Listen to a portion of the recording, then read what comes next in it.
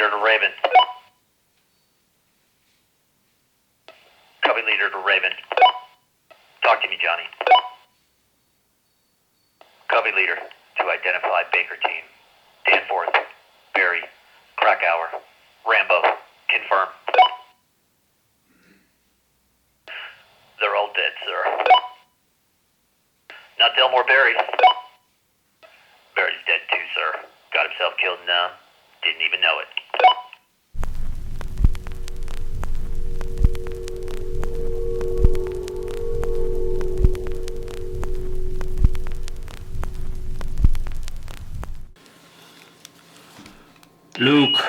Luke, I'm your father.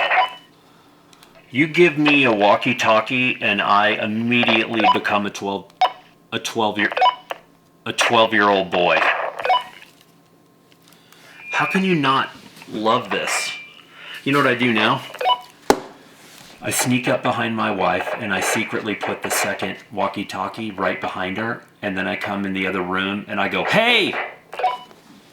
Works every time. Immediate. She's furious just immediately, no matter how many times I do it. All right, I'm a juvenile. I admit. So what did we learn in Morocco? We learned a lot. I learned that I still really like fountain pens. And by the way, this baby is going to get its own film. This little beauty is a TWSBI VAC 700R vacuum fountain pen. And in blue-black ink at the moment. You'll see the enormous ink reservoir. I did not have this in Morocco. Got it when I got back. So I didn't technically learn anything about this in Morocco. I just wanted to show off and tell you what I have, because I'm an a-hole, if you haven't figured that out. Okay, I made some notes for this little talk. So just came back, well, 3 weeks ago. That's just came back from co-teaching a workshop with Elena Dorfman in Morocco, and I've taught with Elena now in Albania and Berlin and Japan and Morocco, and we have other countries coming up. It's always fun, it's always challenging, but we learned a lot, and oh baby, have I been busy since I came back making test books. So, the first thing I want to talk about, the first thing we learned. What is the first thing? Oh look, my notes.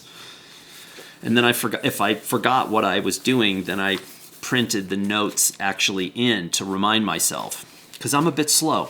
We're going to get to the books in a minute. There's something more important. Number one thing that I learned in Morocco was something I already knew, but I also had to jump on a lot of you, because I've been doing this for a long time, and also the training I had way back in the day, way back in the 90s.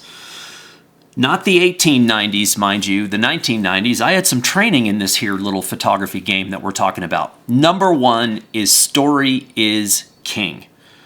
Whatever story you are telling as a photographer is the most important thing.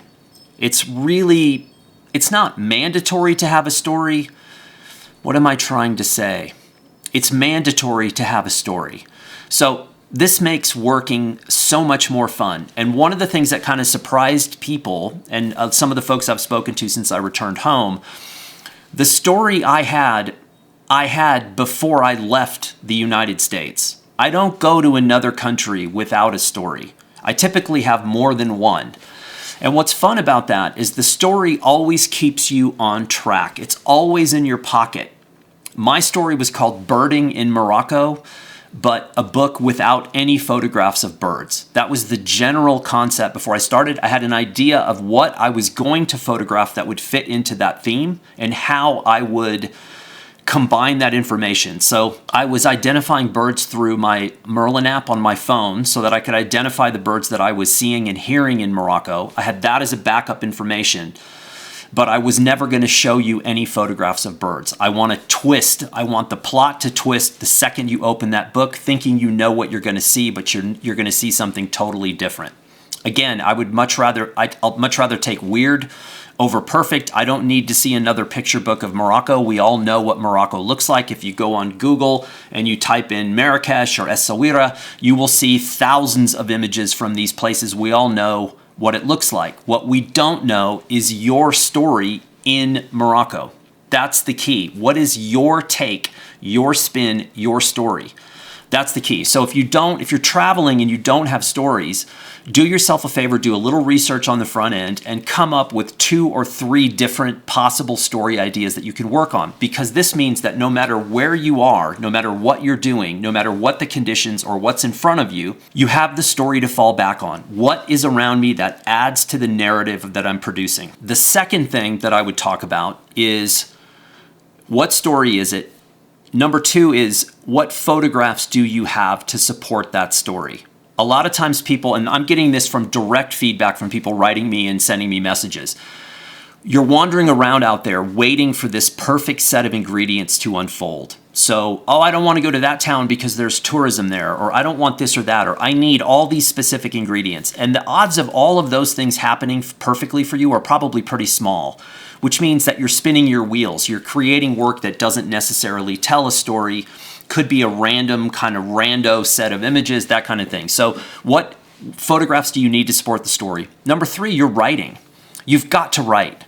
If you're just producing a book that's photo, the only people that works for are other photographers, which is such a short game to play. There's so few photographers in the world compared to general civilians. If you're going to tell a story about Morocco, tell it to a wider audience. You don't want to preach to the choir and make a bunch of dorky pictures for a bunch of dorky photographers, because we're all dorks. There's no doubt. Did I tell you what kind of dork I am? Yes. That was, if you had any doubt, you will now know for sure that I am a complete dork. So, and then 4th is, what design will encapsulate the story that you want to tell. What's the story? What are the photographs you need? What is the writing to support the photographs? Writing is on par with the photography in terms of importance. And 4, what design are you going to take that work and how are you going to deliver it? Is that going to be a web gallery? Is it going to be Instagram? Is it going to be a book, a zine, a combination of all those different things?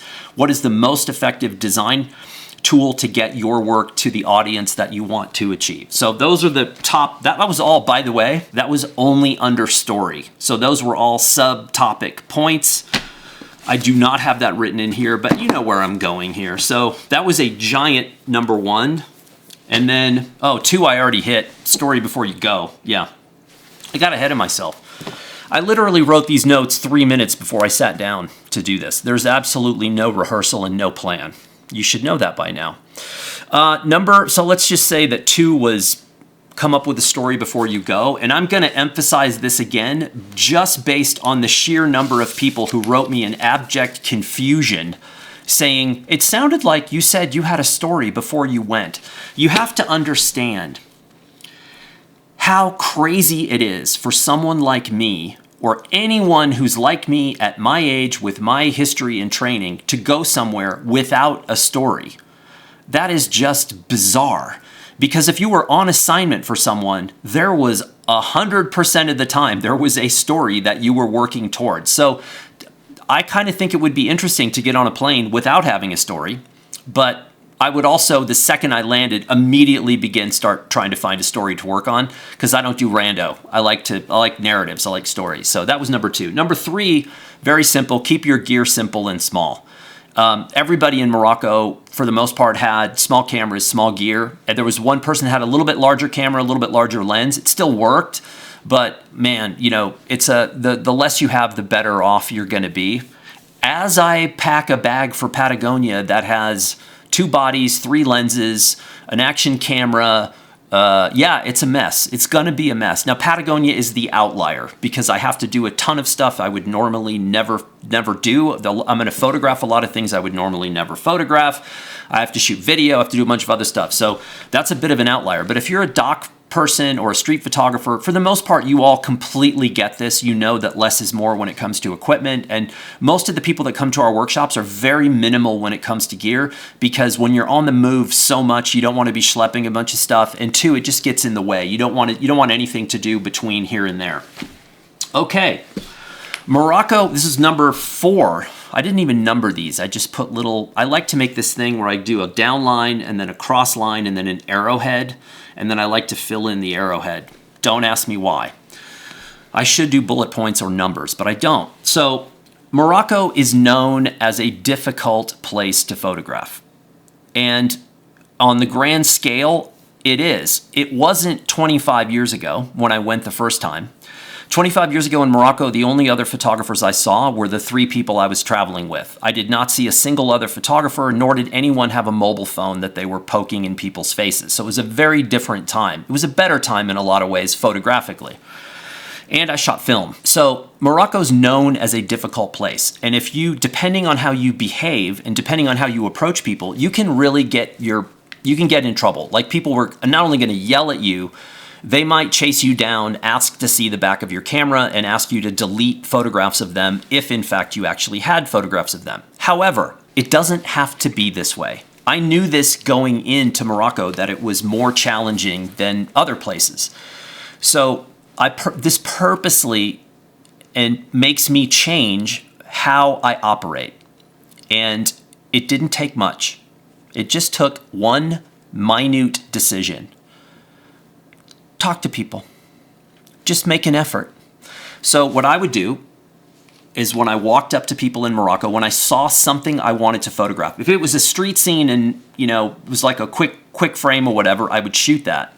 But when I saw people I wanted to photograph, I just walked up and I said, salam. And the second I did that, it completely changed the environment and the moment. And people would say, oh, salam. And then the first thing I would get is, British?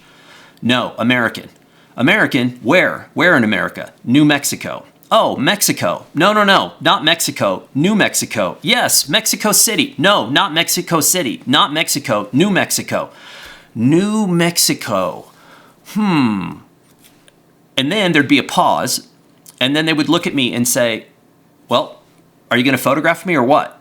And then that was the door opening. And this worked no matter where I was. Marrakesh, Essaouira, Fez, Chefchaouen, Tangier, talking to people. And oh, by the way, some people only spoke Arabic, some spoke French, some spoke Spanish, and some spoke English. So I was using Spanish and English to break that ice.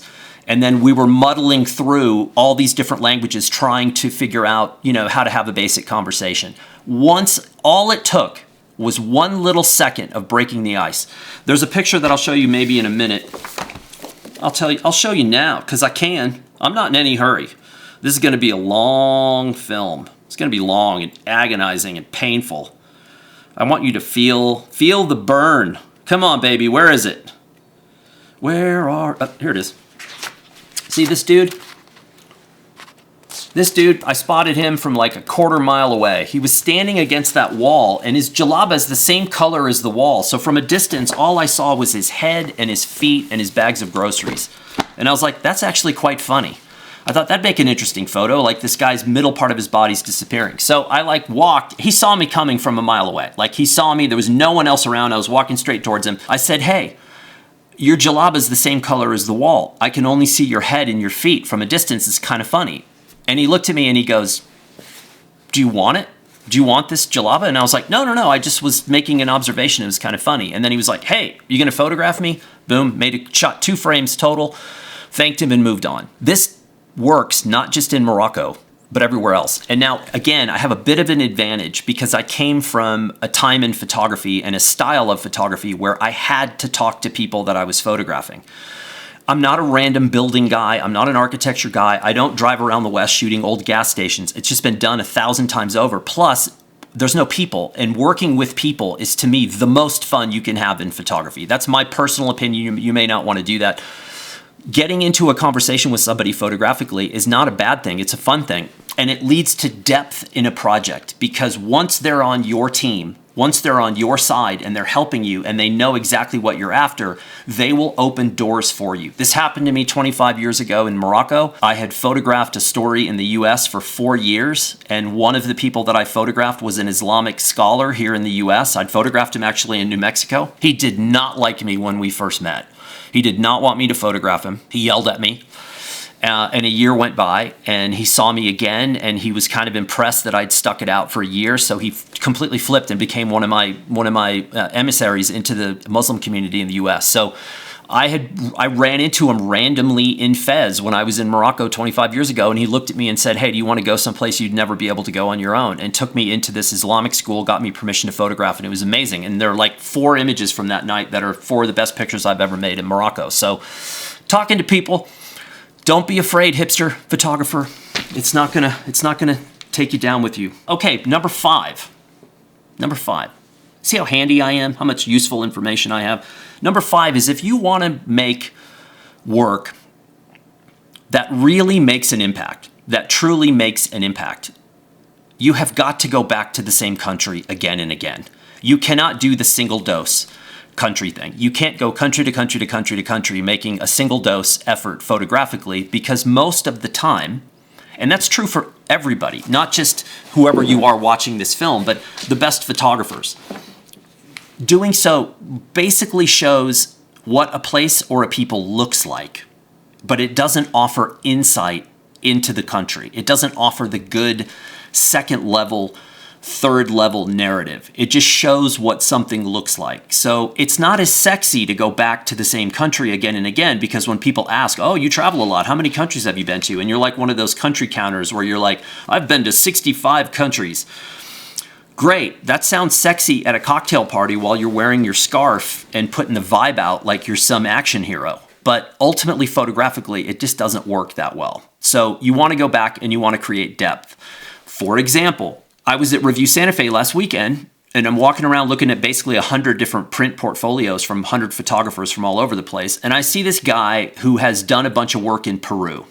And I love Peru. I've been to Peru 3 times or 4 times to teach workshops. So I've never been there on my own just to photograph. But I love the place. It's one of my favorite countries. So I walk up and I start looking at his work, and I start asking him questions to gauge where he's at, like commitment level. And he knows a lot about the story. And he knows a lot about the culture and the people and the history and the country. And I was like, check box, this is a legit guy. Then he says, I moved to Cusco. Checkbox number 2. Number 3 is his photographs were good, like really good work. It's a super solid bunch of work. And I looked at it and I was like, okay, that person knows what he's doing, committed to a place like Peru, not only just making multiple trips, but moving there. So that's what I'm talking about. If you're somebody out there who thinks that they're going to become a photographer, that's the level of commitment that you are competing against. So flying in somewhere for one trip and making a body of work is fun. And if that's all you can do, then that is all you can do, and keep going, baby. No, nothing wrong with it. There's just a difference when you give yourself more time and more access. That's all. Okay, what is this point? I can't even read my handwriting. Making books in real... Oh, this is talking about what we do on these workshops. I ran into another photographer at Review Santa Fe that was asking me about these workshops. And I said, look, we photograph as we go, but then we're also designing and laying out books as we go. And one of the things why that's so interesting and so much fun is that if you're having difficulty coming up with a story, designing a book is a great way to help you find story, because it shows you immediately what you have and what you don't have. If you have a bunch of random photographs, you're going to know very quickly. But also it helps you with things like writing, of how to tie aesthetic and informational photographs together with writing to form a good narrative. So if you've never done that, you don't necessarily need to go take a workshop to do this, but go photograph, edit, sequence, prep those files, and put them into a book document. Whether or not you're going to print that book document or not, doesn't matter. You're going to get the same benefit by laying these things out as you go. It's a blast. I can't imagine not doing it, but hey, I'm me, and you know, that's a problem. So, okay, test books. We're going to get into the test books now. I'm going to talk about these, and then I'm going to come back and I'm going to shoot some super sexy cinematic content to keep all you hipsters happy, so smash that like button. I've said this a million times before. If you want to be a photographer, you don't have time to watch my YouTube channel. You need to be in the field working. But that's a whole nother story that we can get to later. Okay, I've made 6 test books so far. 6, and they're all different.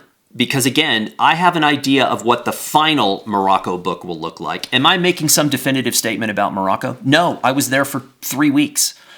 I'm not making a definitive statement about Morocco. I'm telling you a very specific story to me about Morocco. That's all I'm trying to do. Do I have enough work to do this? Barely. Barely. If I'm being kind to myself, I barely have enough work to do this. But I have an idea based on the 6 test books I've done. I'm going to cherry pick aspects of each to make the final book. That's point number 1 of the subcategory 6 test books. Number 2 is, for you haters out there, this is what my favorite thing is. And people are very confused by this. Even my wife was confused by this.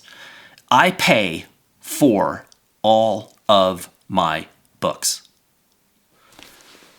They do not pay for my books. I pay. And the reason I'm telling you that, I shouldn't have to tell you that. It shouldn't matter.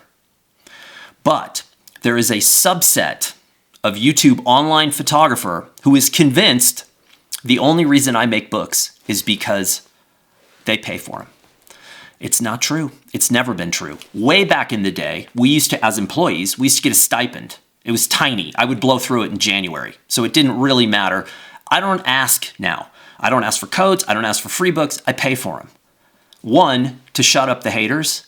And 2, it is the price of doing business. If you want to be a photographer and you don't have the, you know what, to pay for a test book, and by the way, a test book can be $4, $5.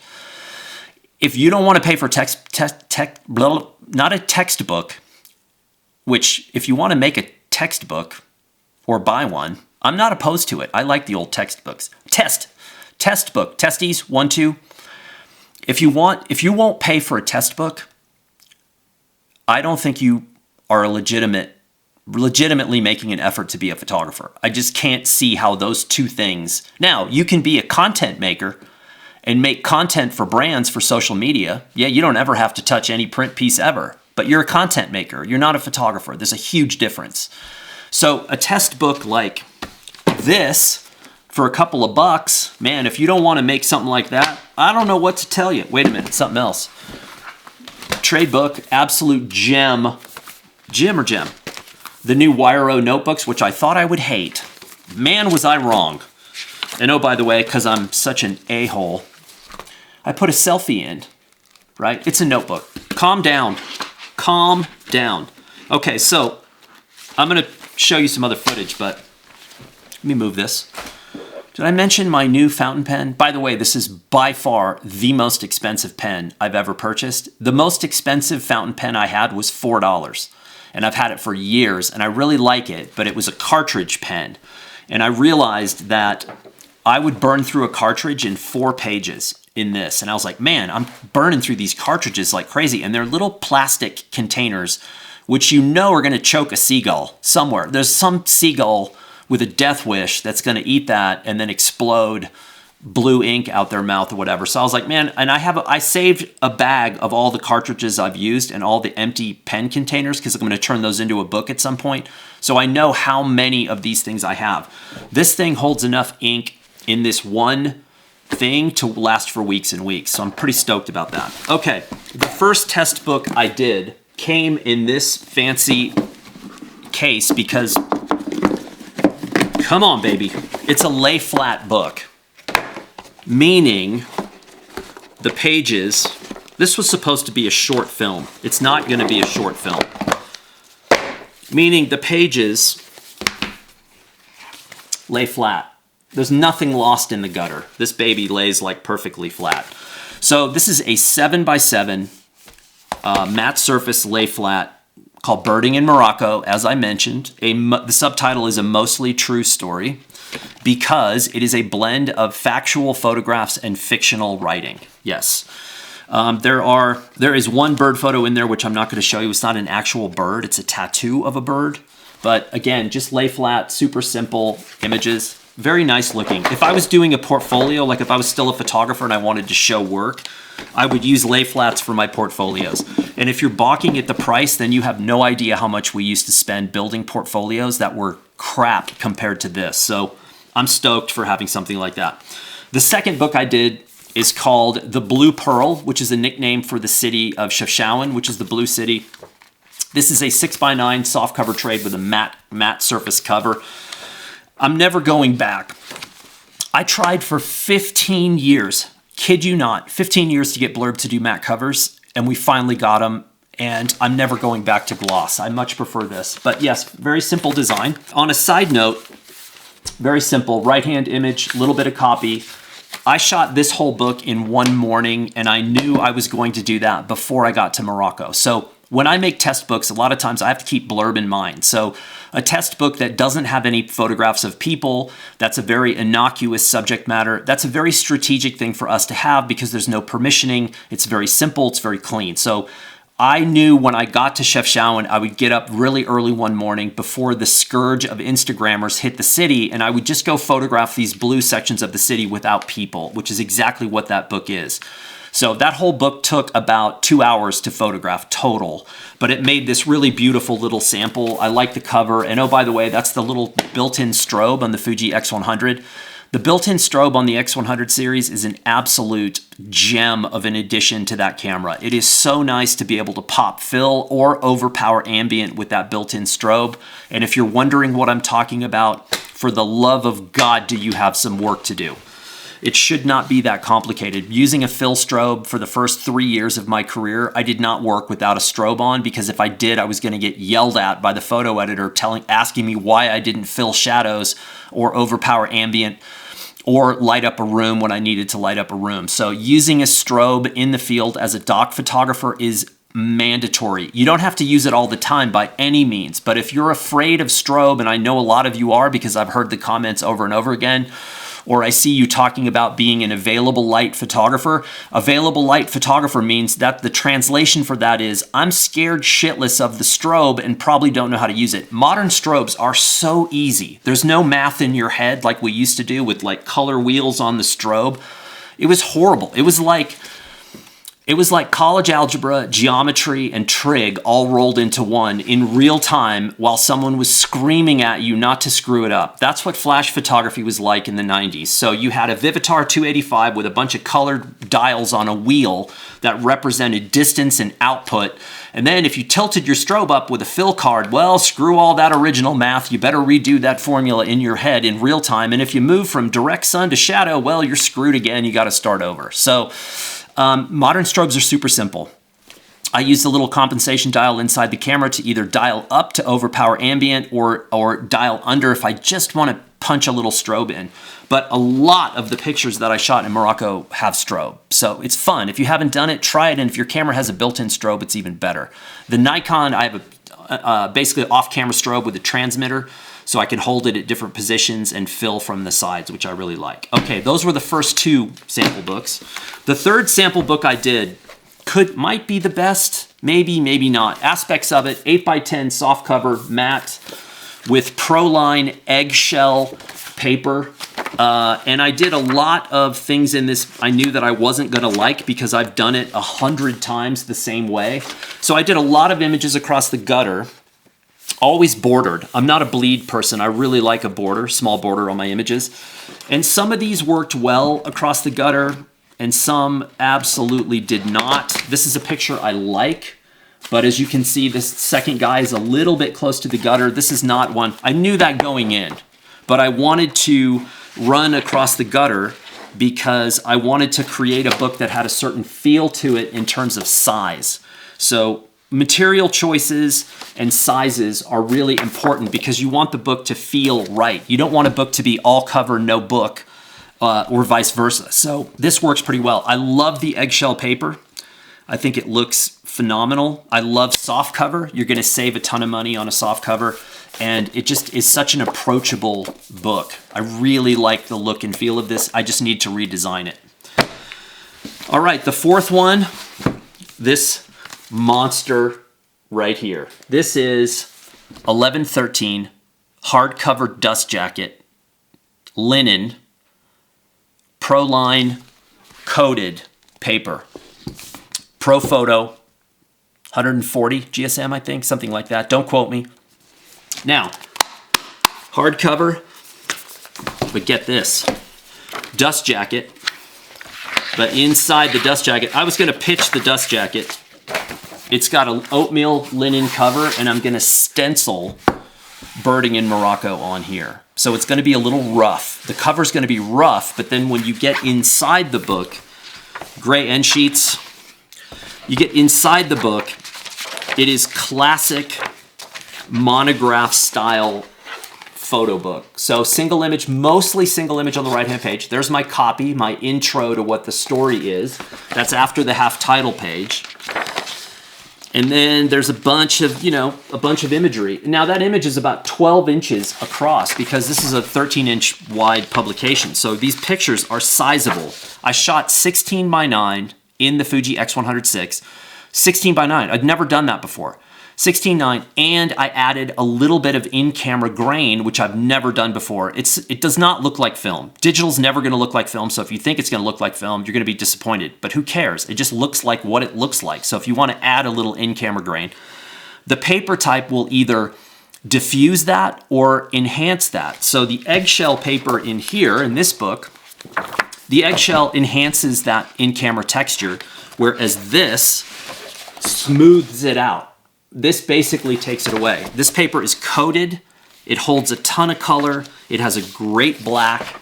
It's absolutely beautiful. If you've worked on a project for years and you want to make a book that shows off what you've done, this is really worth doing. If you're just messing around and you're shooting random stuff and you don't want to spend a lot of money, don't do it. I wouldn't do a book like this. I would do this book, because it's kind of halfway. Or I would do this book. Trade books to me are the absolute gold mine. I think they're one of the smartest things that we make. That's my 2 cents on that. And then the second to last book, which you will see I have 4 of. I only ordered 1 and they sent 4. Don't ask me why. And that's the second time in a row that's happened. This is a MagCloud digest. If you know anything about me, if you've ever been to my website, you will know that I am a huge fan of MagCloud. If you're saying to yourself, what's MagCloud? I'm not here to help you. I have written extensively ad nauseum about what the difference is between Blurb and MagCloud. They are sister companies under the umbrella of RPI. I work for RPI Blurb, and RPI MagCloud is another company that's sort of a sister company to Blurb. It's another printing platform. It is not better or worse than Blurb. It's just different. And if you don't know about it, it is well worth your time because the affordability of something like this cannot be beat. I've been making these for years. My business card is a 50-page MagCloud digest. If I meet you and I really like you and I really want to work with you, I will give you a 50-page business card that is basically me in print form, hoping that we will work together in the past. Now, there's things about this I like and don't like. You have an option with these babies to do saddle stitch bind or perfect bind. I normally do perfect bind if I make something that has any kind of high page count. This is probably 60 some pages. I should have done, I'm tearing up. Get me Rambo. I should have done perfect bind because this has 60 some pages. When I do an 8-page version of this, I love saddle stitch. I love that staple. But when you do a lot of page count, that staple creates kind of a giant, in that center spread, it creates like a gap in there that makes it a little tricky to handle when you're looking, especially the pages right before the staple. You've really got to handle them in a certain way. So I would change that. And I screwed up something. I tried a one-sided bleed. I don't know, I must have hit my head. I was like, why would I ever do that? Even for me, who does a lot of tests, I don't know what I was thinking. I don't like it at all. So we're going to redo that publication, and I might try a MagCloud 8x8 too, just to see what designing an 8.8 with 16.9 horizontals is going to be a challenge, and it sounds kind of fun. All right, the last test book I thought I was going to hate.